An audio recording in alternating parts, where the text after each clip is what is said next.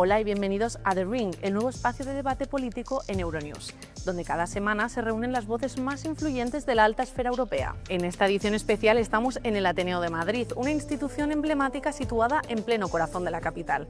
Hoy ponemos el foco en una crisis que ya resuena más allá de las fronteras nacionales. España atraviesa un momento decisivo, un gobierno con instituciones bajo presión, intentando navegar esta crisis política. Echemos un vistazo a un país que se juega su estabilidad y quizá algo más. España se enfrenta a una nueva turbulencia política que amenaza la continuidad del gobierno del presidente Pedro Sánchez. La ruptura entre los socialistas y el partido independentista catalán Junts, uno de sus aliados esenciales en el Parlamento, ha desencadenado un escenario incierto. El líder de Junts, Carles Puigdemont, lo resumía así: un pacto que no se cumple es un acuerdo roto. Y mientras el Ejecutivo intenta recomponer alianzas, otro frente estalla. El presidente respalda públicamente al fiscal general del Estado después de que este fuera acusado por una supuesta filtración de datos. La oposición denuncia un intento de influir en la justicia, el gobierno lo niega y califica las acusaciones de maniobra política. La tensión institucional se eleva y Europa observa. España entra así en un laberinto político: pactos rotos, un parlamento bloqueado, instituciones bajo presión y un liderazgo obligado a navegar entre crisis encadenadas. La pregunta es inevitable: ¿puede resistir un gobierno debilitado en un escenario tan volátil? ¿Y cómo afectará este torbellino al papel de España dentro de la Unión Europea? ¿Puede resistir el gobierno de Sánchez? Esa es precisamente la pregunta que vamos a intentar responder hoy aquí con nuestros invitados. Vamos a conocerlos un poco más. José Manuel García Margallo, dirigente veterano del Partido Popular y exministro de Exteriores durante el gobierno de Mariano Rajoy. 22 años como eurodiputado lo avalan como una de las voces más reconocidas del europeísmo español. Sobre los riesgos judiciales para el presidente del gobierno, alertó: Sánchez no solo se juega su supervivencia política, se juega su horizonte penal. José Zaragoza, experimentado dirigente del Partido Socialista Catalán y diputado en el Congreso. Su larga carrera política le convierte en una de las piezas claves de su partido. Crítico con el PP y firme defensor de los pactos progresistas, ha afirmado que el presidente de los populares, Alberto Núñez Feijóo, tiene tantas ganas de tumbar a Pedro Sánchez que no piensa las cosas que hace. Esa falta de reflexión le lleva a hacer el ridículo públicamente, dijo.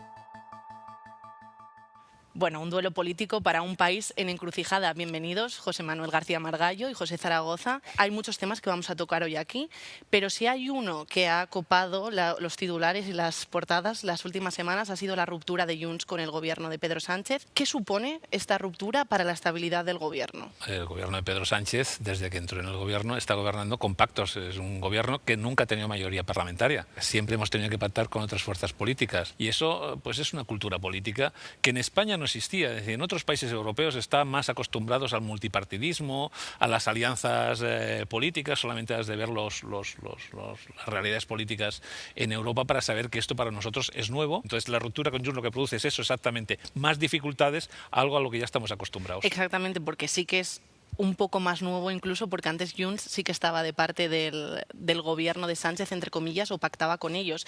Margallo, desde Europa, cuestiones como la de las lenguas cooficiales que ha traído el presidente del gobierno al Consejo y otros debates que ha traído por este pacto que tenía precisamente con Junts, ¿cuál es la imagen que se puede tener en Bruselas de esta inestabilidad política? Bueno, yo creo que la imagen que se tiene en Bruselas no es muy distinta de la que se tiene en España.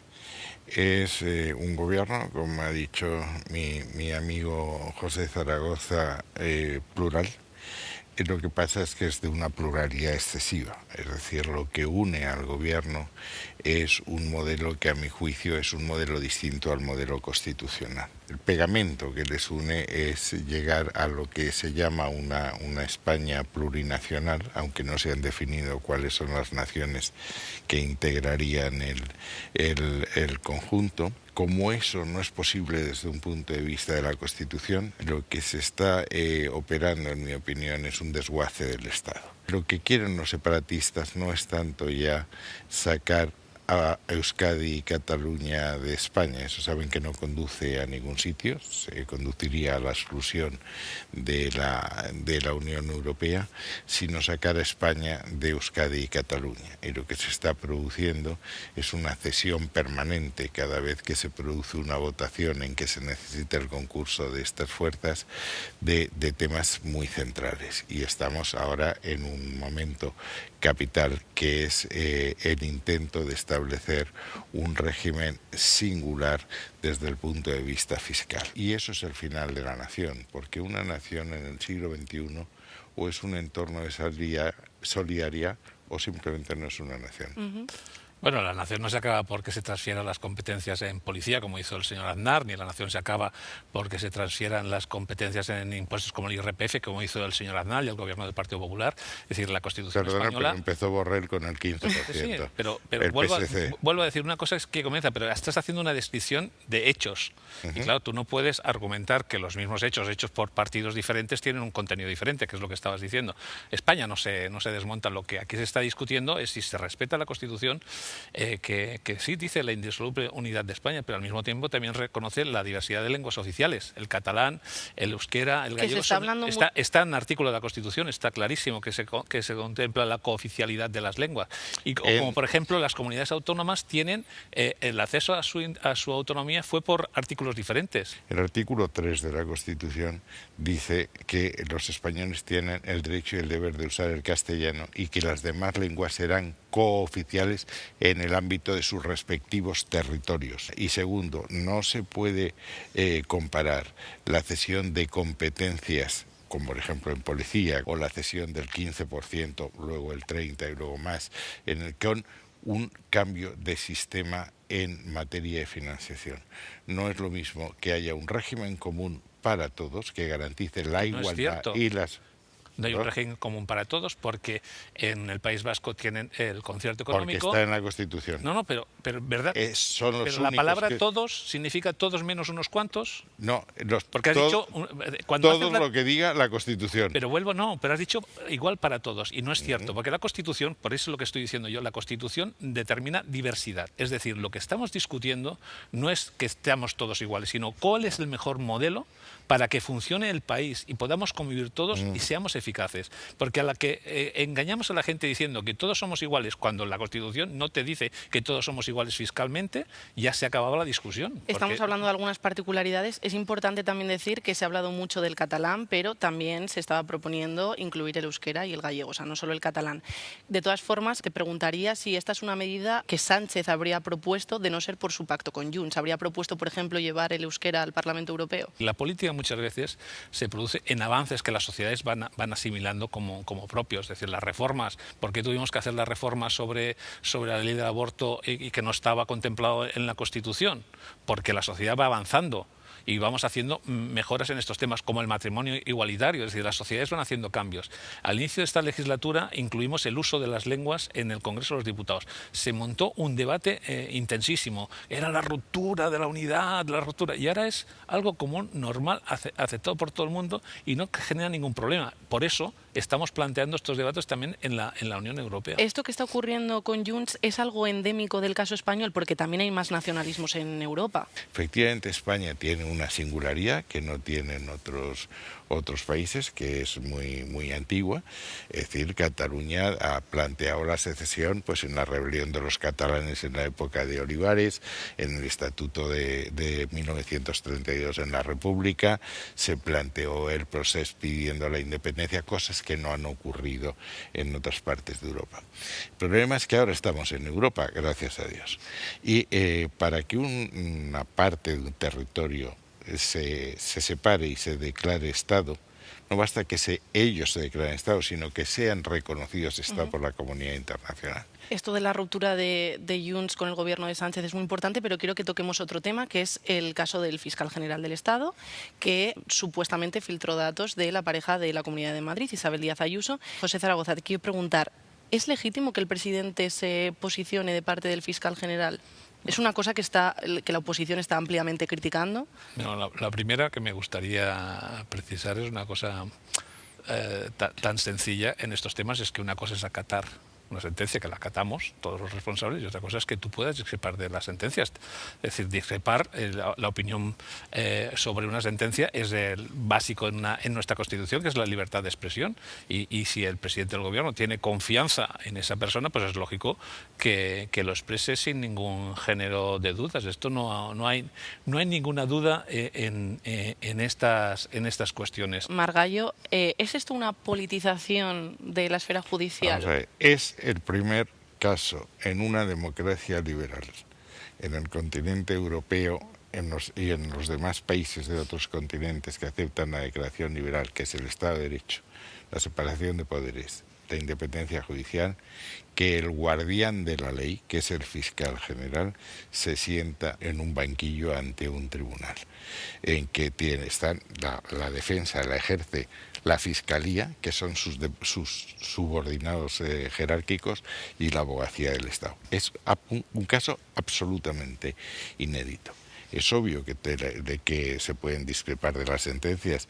Los abogados sabemos, yo soy abogado por España y por Estados Unidos, en que te puede gustar una sentencia o no. Lo que ya es más raro es que el presidente del gobierno y los ministros opinen de la sentencia, incluso antes de conocerse los argumentos. Yo soy católico y creo en el Espíritu Santo, pero no creo que el Espíritu Santo esté para iluminar al presidente del gobierno, que antes de haberse producido la sentencia y después de producida la sentencia, antes de conocerse los argumentos, opine sobre algo que no sabemos. Vamos, que el tribunal reconoce que es habitual las filtraciones. No es habitual. Y la única filtración que se ha perseguido por esos tribunales es la que supuestamente hizo el fiscal general del Estado.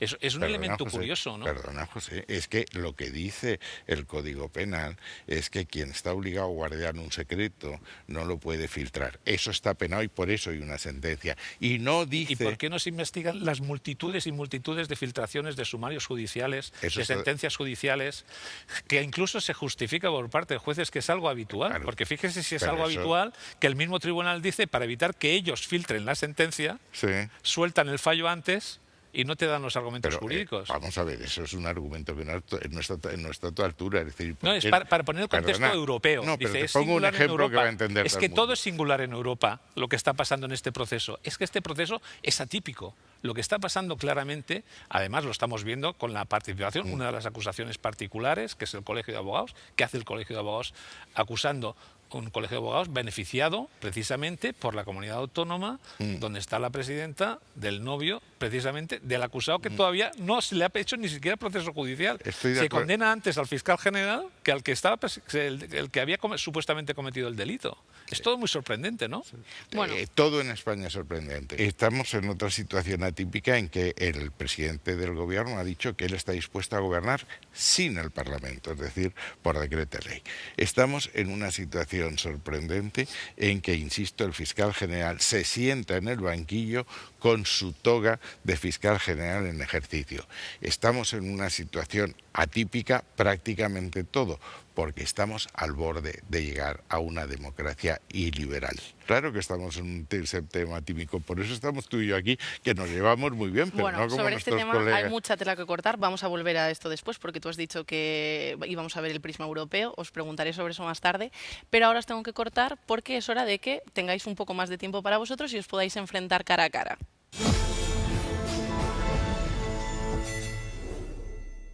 Ahora ha llegado el momento de que nuestros espectadores vean un auténtico cara a cara político como si estuviéramos en el Parlamento. Eso significa que ustedes, José Manuel García Margallo y José Zaragoza, podrán enfrentarse con preguntas que se harán directamente. José Zaragoza, te doy la palabra primero. Yo la cosa que me gustaría que José Manuel explicase es su opinión sobre los pactos del Partido Popular con Vox, lo que se ha producido en todas las comunidades autónomas, la voluntad expresa de llegar a acuerdos con la extrema derecha aquí en España y a dónde nos lleva el país. Y no entiendo muy bien la pregunta, porque el Partido Socialista Obrero Español y el PSC, que es un partido distinto, un partido hermano, pueden hacer coaliciones con Junts, con Esquerra, con el PNV y con Bildu. Los cuatro tienen en su programa que su destino final es la secesión de España, que es contrario no ya a la Constitución, sino a los fundamentos de la Constitución del artículo 2. Y dentro de ese grupo hay uno singular, que es Bildu, que son los herederos de ETA. Nunca han renunciado o nunca han pedido perdón por eso. Yo entre Vox y ETA me inclino por Vox, entre otras cosas porque Vox no ha querido matarme nunca y ETA sí. ¿Quién era el ministro que dijo que desde que ETA había desaparecido nos habíamos quedado sin discurso en el País Vasco? No, yo dije... Porque contra ETA parece que el Partido Popular es la única obsesión que tiene en estas cosas. Quiero que Margallo haga su pregunta también para que nos dé tiempo. La situación económica española es buena en términos macroeconómicos, en términos generales, pero no lo es tan buena cuando hablamos del ciudadano corriente, que es lo que a mí me preocupa. El dinero que necesitábamos de Europa, Next Generation, que eran nada menos que 163.000 millones, no se está ejecutando. Ya hemos renunciado a gran parte de los préstamos porque el gobierno se empeñó en administrar esos fondos por sí y ante sí, y tal le hizo una comisión técnica. ¿Qué ha pasado? Que no tienen capacidad de gastar ese dinero que vamos a perder.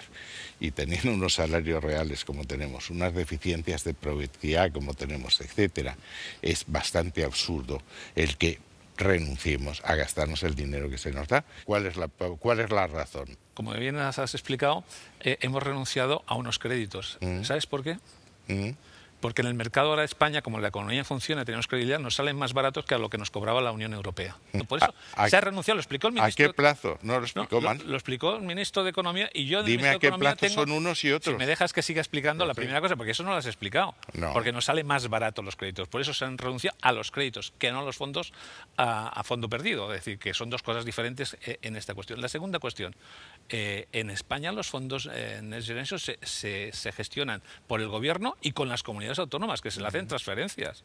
Y uno de los problemas que tenemos es que las comunidades autónomas, comenzando por la de Madrid, la ejecución que tiene, si estás criticando la ejecución del gobierno de España, tendrías que criticar al gobierno de Ayuso, porque Ayuso no gestiona nada, no ejecuta, no lleva adelante. ¿Por qué? Porque se tienen criterios, porque no has de dar el dinero simplemente por darlo, lo has de dar para que sea eficaz. Permitidme que os pare aquí porque tú has mencionado a la presidenta de la Comunidad de Madrid, ya hemos escuchado vuestra opinión y ahora vamos a introducir otra nueva voz.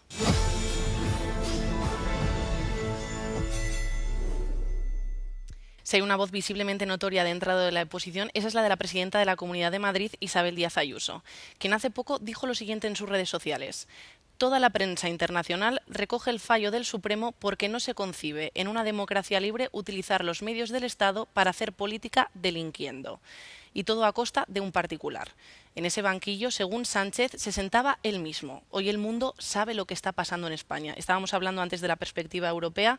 ¿Qué le sugiere esto que dice Isabel Díaz Ayuso sobre que el mundo está viendo lo que ocurre en España? No, Ayuso permanentemente intenta hablar de todo menos de lo que ella hace, ni de sus responsabilidades. Y la técnica es muy sencilla. Tú levantas el tono, la descalificación, el insulto. Es una presidenta que no tiene límites en el insulto personal. Solamente hemos de recordar que llamó hijo de puta al presidente del gobierno y lo convirtió en un eslogan. Sí, me gusta la fruta, recordemos, y además orgullosos de conseguir que esos eslogans se conviertan en el debate político. Ese es el estilo de la señora Ayuso, permanentemente la descalificación, en vez de dar explicaciones de dónde está viviendo ella, en calidad de qué, cuáles son sus responsabilidades y qué es lo que están haciendo. No, solamente hemos de ver las cosas que están pasando con su gobierno, cómo se está desmantelando la sanidad pública, cómo se está desmantelando la educación pública, cómo el sistema de protección a los más débiles se está destrozando, y la técnica que usa es agredir al presidente del gobierno y al gobierno de España, porque así no se habla de lo suyo. Pero en este mensaje en concreto, ella decía que el mundo estaba viendo lo que ocurría en España. Margallo, ¿existe esa visión en Europa de lo que ha ocurrido con el Supremo? Yo creo que existe, yo creo que eso se va a reflejar en el próximo informe del Estado de Derecho, porque, insisto, es absolutamente anómalo los incumplimientos que se están produciendo en ese tema. Llegaremos a un nivel, y lo veremos si esto no cambia, en que nos tirarán de las orejas como le han tirado a Orbán, porque hay regímenes caribeños de derecha y de izquierda, y estamos en un régimen caribeño bastante notable. El régimen caribeño no. Es decir, si alguna cosa dicen las los organismos internacionales sobre la democracia es que España es una democracia plena.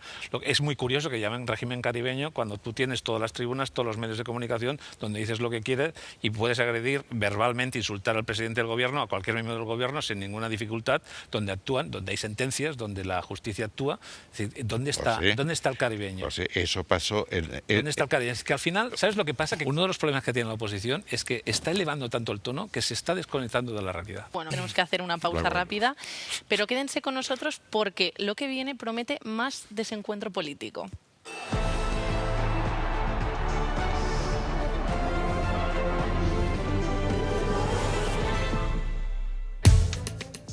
Bienvenidos de nuevo a The Ring, el nuevo programa semanal de Euronews. En este programa especial desde el corazón de Madrid me acompañan José Manuel García Margallo y José Zaragoza. Vayamos ahora con una información que ha llamado un poco nuestra atención. Margallo, tú antes mencionabas el tema de la vivienda, entonces quiero que nos refiramos concretamente a unos datos del CIS. La vivienda es la mayor preocupación para el 19,2% de los españoles, el gobierno o los partidos políticos concretos para el 10,6%, los problemas políticos en general para el 6,9% y la corrupción para el 5,8%. Zaragoza, Pedro Sánchez dijo que esta iba a ser la legislatura de la vivienda. Estamos viendo aquí unos datos bastante llamativos sobre el tema de la preocupación con respecto a este asunto. También es un tema que está presente en Europa, es una cosa que la presidenta de la Comisión, Ursula von der Leyen, mencionó en el Soteu. ¿Crees que está el gobierno respondiendo a esta preocupación mayoritaria de la ciudadanía? La primera cosa, para que la gente se contextualice, es la competencia sobre vivienda, es una competencia autonómica. Como la sanidad o la educación son competencias de las comunidades autónomas, que la mayoría de ellas preside el Partido Popular y que tienen la responsabilidad de llevar adelante. La segunda cosa, el gobierno tiene voluntad de entrar y por eso hace una ley general. Resulta que el Partido Popular, desde sus comunidades autónomas, se niega a aplicarla y eso produce un bloqueo de las soluciones al problema de la vivienda. ¿Por qué? Porque yo creo que sería el claro ejemplo donde la colaboración es necesaria y la confrontación lo que hace es bloquear la solución, con lo cual el problema está mantenido y el debate político del Partido Popular es bloqueo la ley y así puede acusar el gobierno de ser responsable de que no mejore la situación en los temas de vivienda. Margallo, en esta situación problemática, entre comillas, por el tema de las competencias que mencionaba Zaragoza, ¿qué es lo que se puede hacer? Lo primero es no escudarse en la distribución de competencias. Esto es un problema nacional y todas las administraciones que tienen que cooperar a resolver el problema. Eso es lo que se llama nacional y europeo, porque la Unión Europea tampoco tiene competencias y también está presentando medidas. Por eso, porque cuando hay un problema, todo el que tenga una competencia, por mínima que sea, tiene que arrimar el hombro. Yo creo que la ley de vivienda del Partido Socialista es errónea en su planteamiento y por tanto los resultados no pueden ser buenos. La única fórmula que yo conozco en economía de que cuando un bien escasea aumente es hacer más viviendas. Hay que aligerar la fiscalidad sobre la vivienda. El presupuesto español siempre rompe por la línea más débil del contribuyente. Y dentro de ese concepto de hacer más viviendas, hay que hacer viviendas sociales que sean asequibles, que estén en alquiler. ¿Son efectivas medidas como las de la ayuda del bono del alquiler, que son las más llamativas? Son parches. Y es que si quieres hacer viviendas de protección oficial, es decir, viviendas que estén por debajo del precio de mercado, tienes que ayudar con cargo al presupuesto. Estamos en un momento en que el presupuesto ya no da más de sí. Lo dice el presidente del gobierno, dice: yo no puedo pagar mi cuota en defensa como todos los demás porque no me da el dinero, no tengo el mismo dinero que Bulgaria, lo cual es bastante chocante. Insisto, el dinero va donde hay una rentabilidad y para que haya eso tú no puedes ni romper la seguridad, que un propietario no sepa qué le ocurre si se encuentra con un ocupa o con un señor que no le pague el alquiler. Precisamente dice hay que hacer una vivienda de más recursos y el Partido Popular lo que propone es bajar los impuestos y dedicar 50.000 millones al 5% en defensa, porque es lo que defendió el señor Feijóo. Sí, sí. Y para comprar armas a los americanos, porque, sí. porque Trump lo que quiere no es tanto que gastemos un 5% en defensa. Trump lo que quiere es que gastemos un 5% en defensa en comprarle las armas a ellos. Somos el único de los 33 que hemos dicho que no vamos a cumplir. No, los demás ¿por qué? Porque el problema está en la frontera pero José tenemos Manuel, un problema en la frontera sur. Bien, y sabes, cuando José tengamos Manuel, dificultades... Los demás no han dicho que no, pero no lo van a hacer porque no lo están haciendo. Es decir, una cosa en la democracia, en la diplomacia... Como razonamiento razonamiento. No, no es un razonamiento, es un razonamiento europeo que te lo explica todo el mundo. Es decir, el único que ha tenido el valor de decir la verdad ha sido Pedro Sánchez en este tema. Pero la cuestión es que la solución del problema del Partido Popular Oye, que el 5% al tema de la vivienda es bajar los impuestos, es decir, reducir los ingresos, dedicarlo a las inversiones no a vivienda, sino a defensa, y además, como siempre, su gran reforma, ¿sabes cuál? La que hizo Aznar. Que es dejar que se construya en cualquier lado. El pelotazo que provocó la burbuja inmobiliaria. Y ese no es un camino. Pero entonces sobraban viviendas, no faltaban. Porque es un error ese camino.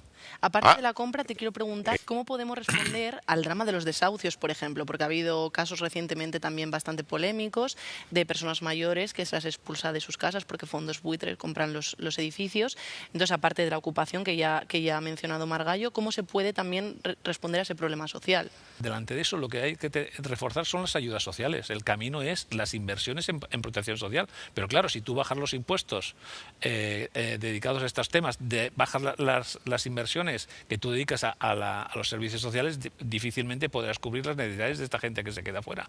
Es que el elemento fundamental es los impuestos sirven para proteger a la gente más débil. Si bajas los impuestos, dejas a la gente más débil a la ley del mercado, y la ley del mercado no tiene corazón. Os tengo que cortar porque hablando de subidas y de porcentajes, a lo que nos tenemos que adecuar nosotros es al tiempo, porque no tenemos mucho más, nos estamos acercando al final, así que vamos a ir a por nuestra quinta y última ronda y veamos si están preparados.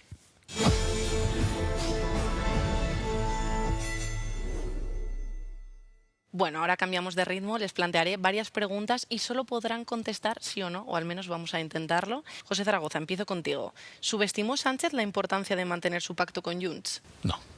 Sí. ¿Es la independencia de Cataluña un factor clave en esta crisis? No. Sí. Zaragoza, ¿el PSOE ha cedido demasiado para mantener sus alianzas actuales, no solo con Junts? No. Sí. ¿La oposición utiliza la justicia como arma política? No. Sí. ¿El respaldo al fiscal pone en riesgo la independencia judicial? No. Sí. ¿La polémica judicial afecta la imagen de España en Europa? Sí. Sí. ¿Europa está preocupada por España? Sí. Sí. ¿Ayuso tiene razón al criticar el uso político de los medios del Estado? Completamente. No. ¿La oposición busca derribar al gobierno más que colaborar? Sí. Soso. Es oposición. ¿España está en riesgo de parálisis legislativa? Sí. No. ¿El Ejecutivo debería buscar acuerdos con partidos de oposición ahora mismo? Sí. Sí. Zaragoza, ¿queda Sánchez para rato? Sí. Sí. ¿Veremos a Feijóo pactando con Junts? No. Sí. ¿Cree que un acuerdo nacional entre partidos sería la única solución real para estabilizar el país? No. Sí. Tengo una última pregunta para vosotros dos, que es si os habéis convencido con el argumento del contrario en algún momento. Convencido no. Pero algunos son razonables. Suscribo. Bueno, como veis, no todo es blanco o negro. Muchas gracias, José Zaragoza y José Manuel García Margallo. Ha sido un placer escuchar vuestros puntos de vista. ¿Y vosotros qué opináis? ¿Creéis que Sánchez terminará la legislatura? Os leemos en thering@euronews.com. Nosotros nos despedimos por ahora. Cuídense y hasta pronto en Euronews.